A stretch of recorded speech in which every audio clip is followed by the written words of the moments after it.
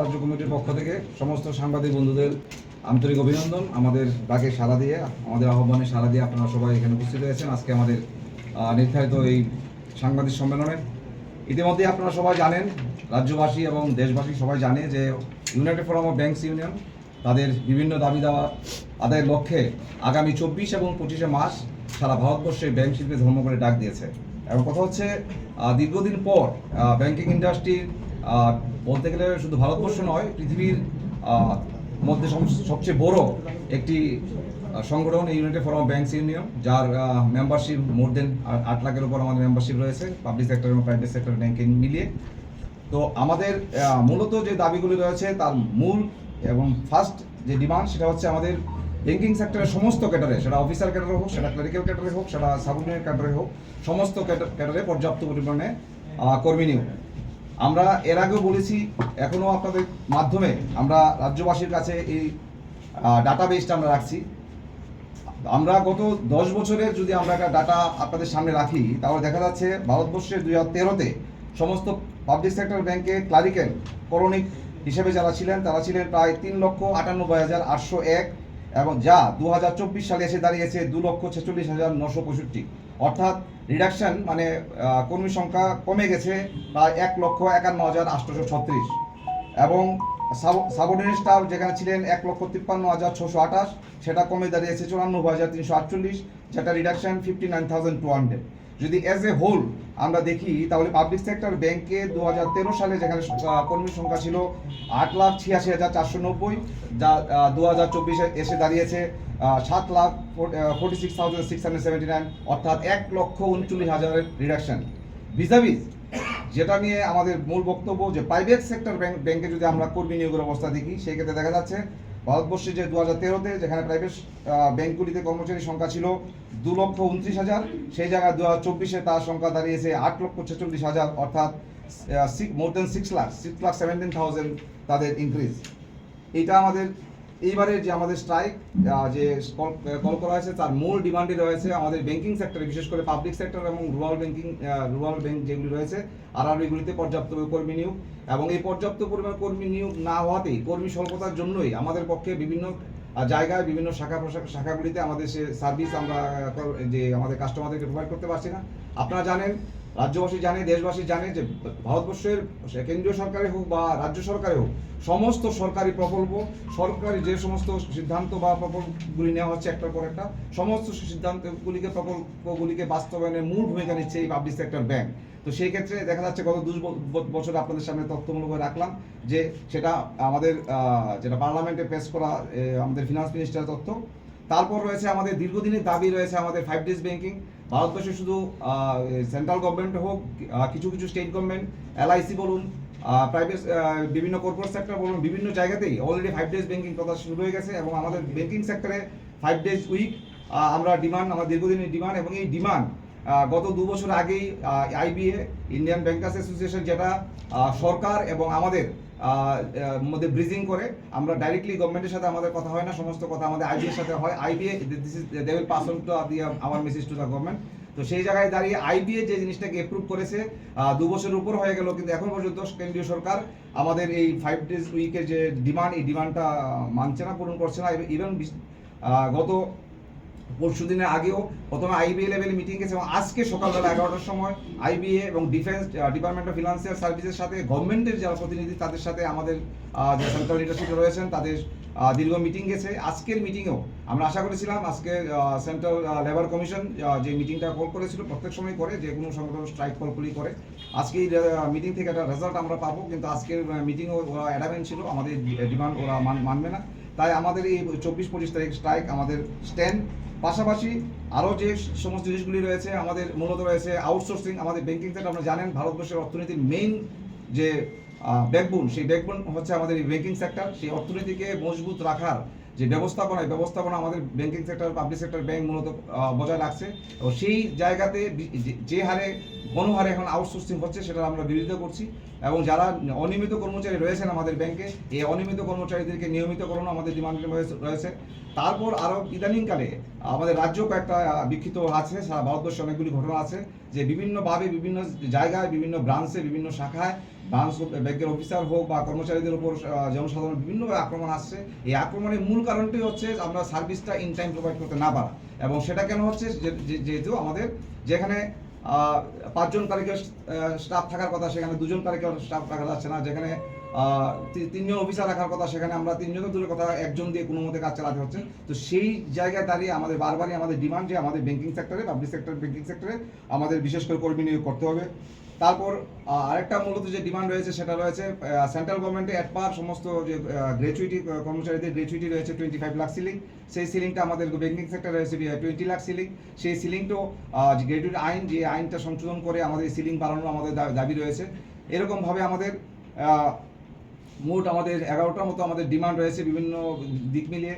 আরেকটা ইম্পর্টেন্ট যেটা রয়েছে সেটা হচ্ছে DFS, department of financial service. এই ডিপার্টমেন্ট অফ ফিনান্সিয়াল সার্ভিস যে ক্ষেত্রে ব্যাংকিং সেক্টর পরিচালনা যে ক্ষেত্রে ওদের হস্তক্ষেপ করার কথা নয়, সেই ক্ষেত্রে ওরা হস্তক্ষেপ করছে। বিশেষ করে আমাদের পারফরমেন্স বেসড যে ইনসেন্টিভ সেটার উপর ওরাকে একটা ডিক্যাটাগরাইজেশন করে ওরা স্কেল 4 থেকে অ্যাবাভ একরকম ভাবা, স্কেল 1 থেকে স্কেল 3 পর্যন্ত একরকম ভাবা, ক্লারিক্যাল দিয়ে একরকম ভাবা, সেরকমভাবে ওরা একটা বৈষম্য তৈরি করার চেষ্টা করছে, যেটা আমরা তীব্রভাবে বিরোধিতা করছি। কারণ আমরা মনে করি যে একটা ব্যাংকের একটা শাখা সমগ্রভাবে একটা ব্যাংকের যে সাকসেস, সেটা সাকসেস শুধু ব্যাংকের ঊর্ধ্বতন কর্তৃপক্ষের দ্বারাই হয় না, সেটা রাইট ফ্রম দ্য ব্যাংকের মেসেঞ্জার থেকে শুরু করে ব্যাংকের চেয়ারম্যান সবারই সক্রিয় ভূমিকা থাকে। সেই ক্ষেত্রে যে পিএলআই যেটা রয়েছে সেটা যে স্ট্রাকচার এখন আছে সেই স্ট্রাকচারে রাখতে হবে, কিন্তু ডিএফএস বারবার এই ক্ষেত্রে হস্তক্ষেপ করার চেষ্টা করছে। এরকমভাবে বিভিন্ন দাবি দাবা নিয়ে আমরা এবার অল ইন্ডিয়া স্ট্রাইকে ইউনাইটেড ফোরাম ডাক দিয়েছে। এবং আরেকটা মেইন যেটা হয়েছে, যেটা আমরা এর আগেও যদি এই প্রাইভেটাইজেশনের বিরুদ্ধে আমাদের ইউনাইটেড ফোরাম বারবারই আমরা আন্দোলন করে আসছি, যে ইকুইটিটা হয়েছে ক্যাপিটাল ইকুইটি আইডিবিআই ব্যাংকে, সেটাকে রিডিউস করার চেষ্টা করা হচ্ছে। এটা রিডিউস করা হচ্ছে 51% স্টেক যদি গভর্নমেন্টে না থাকে, মানে এই আইডিবিআই ব্যাংকটা প্রাইভেট হয়ে যাবে। তো এই প্রাইভেটাইজেশনের বিরুদ্ধেও আমাদের লড়াই। তো আমরা চাইছি যে ব্যাংক 2008 সালে সারা বিশ্বে যখন একটা টার্মাল সিচুয়েশন ছিল ইকোনমিক্সের ক্ষেত্রে, সারা বিশ্বে বিভিন্ন ব্যাংক যেখানে লুপ্তপ্রায় হয়ে গেছে, ধ্বংস হওয়ার পথে গেছে, সেই জায়গায় আমাদের ইন্ডিয়াতে ভারতবর্ষে পাবলিক সেক্টর ব্যাংকের কোনো আজ পড়েনি। সমস্ত অর্থনীতিকে স্টেবল রাখার চেষ্টা হয়েছে এবং ভারতবর্ষের অর্থনীতি আজকের দিনে যে ভালো জায়গায় দাঁড়িয়েছে তার মূল অবদান আমরা মনে করি যে financial soldier of the country আমরা, আমাদের ব্যাংকিং সেক্টর, আমাদের কর্মচারী আধিকারিকরা সেইভাবে কাজ করছে। তাই আমরা আমাদের ডিমান্ড যে ব্যাংকিং সেক্টরে কোনো মতেই প্রাইভেটাইজেশন করা যাবে না, কর্মী নিয়োগ বাড়াতে হবে এবং আমাদের 5 days উইক যে আমাদের ডিমান্ড, এই ডিমান্ড সহ বাকি যে ডিমান্ড আমাদের ফুলফিল করতে হবে না। এবং এই ফুলফিল করার দাবিতেই আগামী এবং 24-25 মার্চ আমাদের সারা ভারতব্যাপী ব্যাংক ধর্মঘট। আমরা জানি এই 2 দিনব্যাপী ব্যাংক ধর্মঘট, তার আগে আমাদের 4 স্যাটারডে অ্যান্ড সানডে বন্ধ রয়েছে, স্ট্রাইক 4 দিনের বন্ধ থাকবে।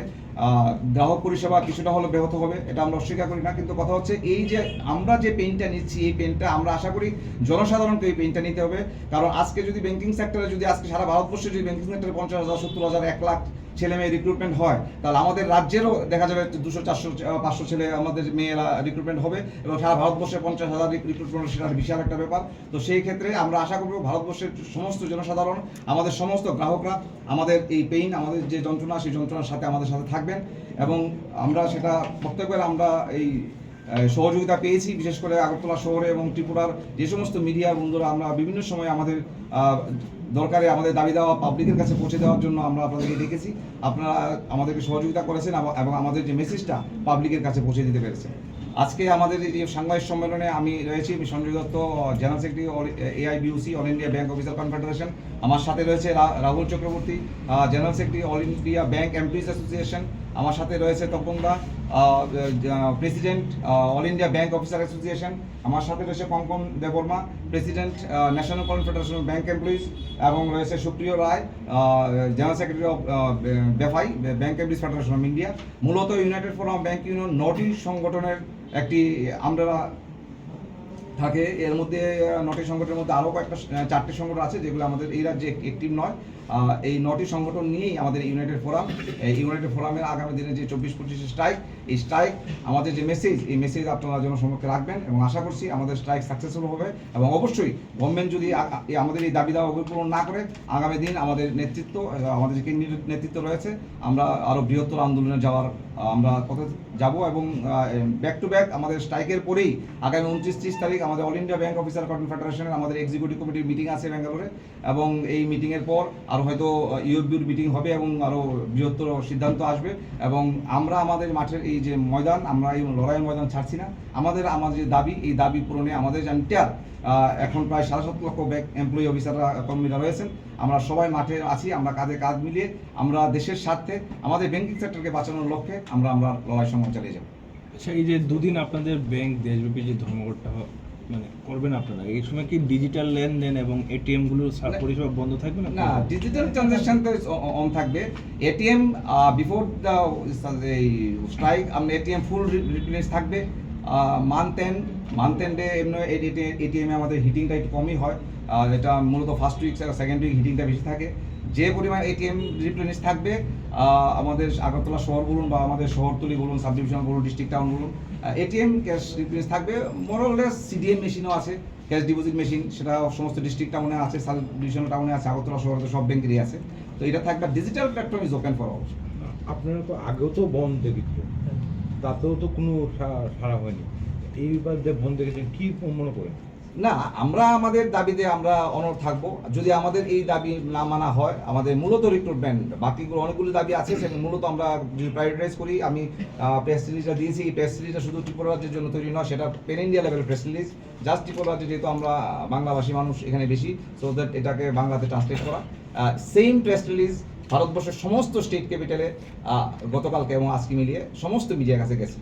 তো সেই প্রেস রিলিজটা হচ্ছে, এটা প্রায়োরিটি দেখলে বুঝতে পারবেন। প্রথম প্রায়োরিটি আমাদের সমস্ত ক্যাডার পর্যাপ্ত নিয়োগ, সেকেন্ড প্রায়োরিটি ব্যাংকিং অস্থায়ী কর্মচারীদের নিয়মিত করা, থার্ড প্রায়োরিটি ব্যাংকিং সেক্টর প্রতি সপ্তাহে 5 দিনের কাজ। এই প্রায়োরিটি দেখে বুঝতে পারবেন যদি একটা পরে একটা এই প্রায়োরিটাইজ করে গভর্নমেন্ট যদি আমাদের দাবি আদায় না করে, আমরা অবশ্যই লড়াই ময়দান থাকবো। আপনাদের এই ব্যাংকের সঙ্গে কি রাজ্য সরকারের যতগুলো ব্যাংক বা প্রতিষ্ঠান রয়েছে, মানে টাকা জামানতকারী, এই সবগুলো কি?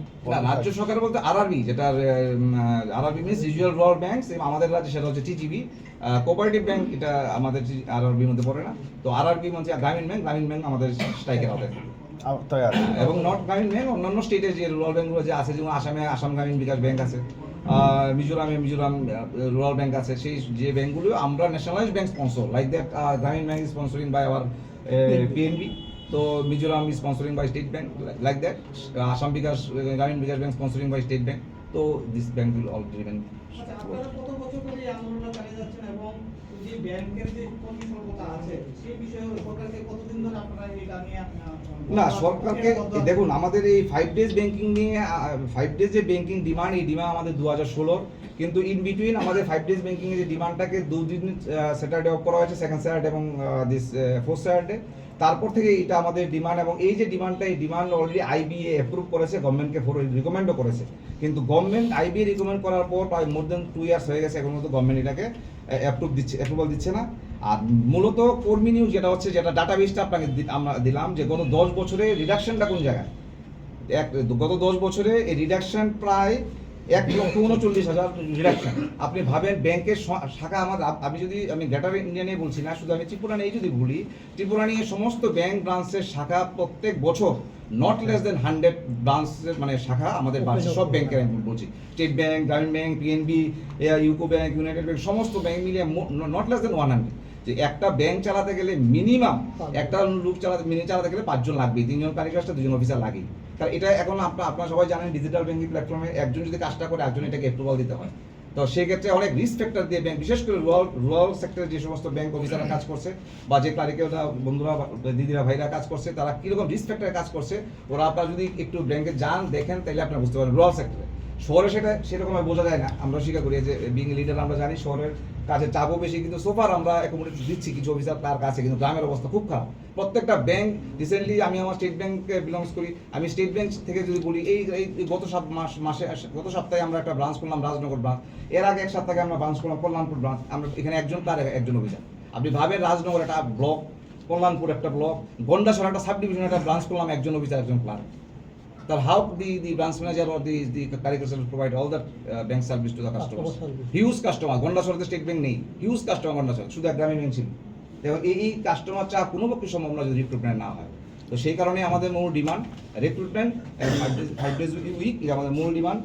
অনিয়মিত কর্মচারীদের নিয়মিতকরণ, এটা আমাদের ইম্পর্টেন্ট ডিমান্ড, বাকিগুলোর সাথে রয়েছে। আচ্ছা, আপনারা বলছেন যে